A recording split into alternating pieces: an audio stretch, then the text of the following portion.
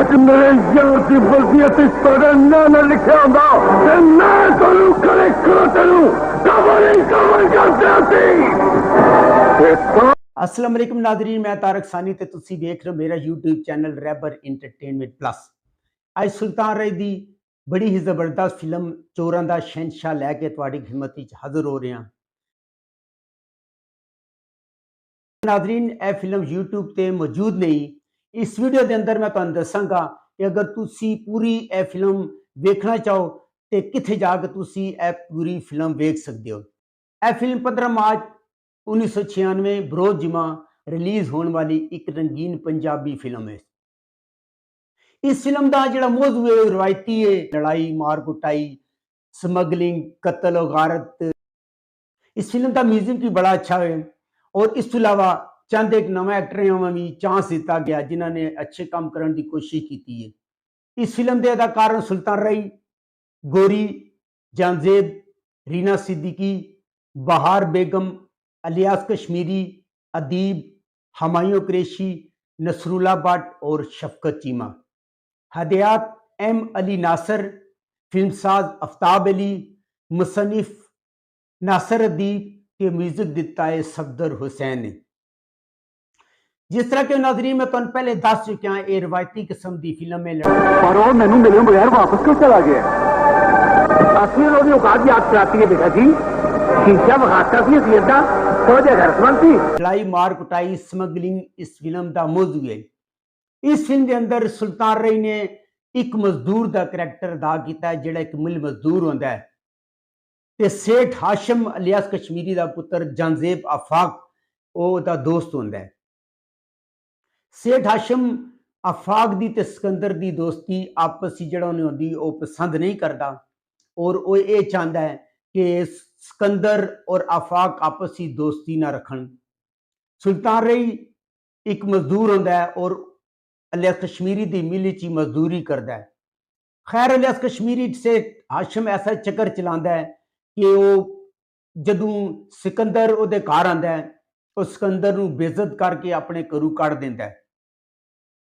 आफाक नूं जदों ये सारी हकीकत पता चलती है वह सिकंदर के घर जाता है, सिकंदर की मां नूं मिलता है और उन्होंने असल हकीकत पता चलती है उहदे प्यो ने सिकंदर नूं घरों बेइज्जत करके कढ़िया सी। आफाक जिहड़ा होंदा है वह पुलिस च भर्ती हो जाता है, आदि मुजरमां का पीछा करता है। अदीब ने इस फिल्म के अंदर मुजरम और स्मगलर का किरदार अदा किया है और उसके कुछ सबूत आफाक के हथ लग जाते हैं और वह आफाक नूं कतल करा दिंदा है। सेठ हाशम सिकंदर की मां ते भैन नूं उन्हां दे घर अग ला के उन्हां नूं जला के भस्म कर दिंदा है। और जैसे कि मैं तुहानू पहले दस्सिया इस फिल्म के अंदर नवी कास्ट नूं भी मौका दिता गया, एक नवा हीरो आजमाया गया है और तुहानू पता है कि सुल्तान राय की जिहड़ी फिल्म है वह एवरेज भी हो जाए तो अपना पैसा जिहड़ा ना पूरा कर देंदी है। इस हस्ते अक्सर फिल्मों के अंदर सुल्तान राय नूं रखा जाता है ताकि अगर फिल्म नाकाम ही हो जाए या एवरेज हो जाए तो अपनी लागत पूरी कर सके। माँ जी, आज लाली में क्यों है? पहला तो कभी इतनी खुशखबरी नहीं है। इसी तरह इस फिल्म के अंदर काफी सारे नवे एक्टरों को चांस दिता गया। नाजरीन अच्छी फिल्म है। मैं पहले दस है कि उन्होंने लोगों जेड़े लड़ाई मार कुटाई पसंद करते हैं उन्होंने बोर नहीं होने देगी। और अगर तुसी यह पूरी फिल्म देखना चाहते हो तुसी एक ऐप है गूगल के उत्ते जाओगे, ऐप सर्च करोगे fab spot, FEB fab SPOT spot, ऐ तुसी सर्च करोगे तो तुसी पूरी फिल्म देख सकते हो। और अच्छी फिल्म है, म्यूजिक भी अच्छा और फिल्म भी अच्छी है। और नाजरीन जदों सिकंदर दे मां प्यो नूं जदों सिकंदर दी मां नूं ते भैन नूं जला दिता जाता है तो सिकंदर इंतकाम लैण वास्ते एक डकैत ते एक चोर बन जाता है और इस वास्ते इस फिल्म का नाम चोरां दा शहंशाह रखा गया है।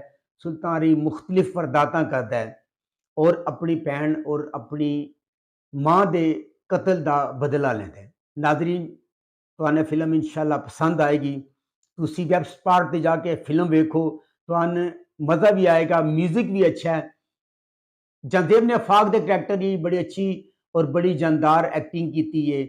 और एक सीन के अंदर बड़ी जबरदस्त डायरेक्टर ने गलती की है कि जब सिकंदर नू अलियास कश्मीरी हाशम अपने घरों बेइज्जत करके कढ़दा है ते सिकंदर अपने घर जाता है, मां उहदे कोल पुछदी है लेकिन चुपचाप अपने कमरे चुपचाप अपने कमरे चला जाता है।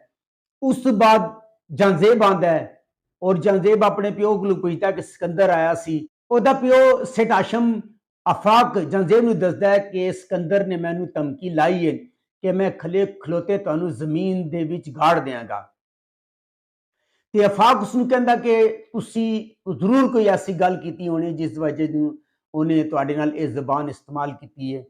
खैर वो सिकंदर दे घर जाता है और सिकंदर दी मां को पुछदा है और कमरे जाता है, उन्हां दी उत्थे गलबात होंदी है।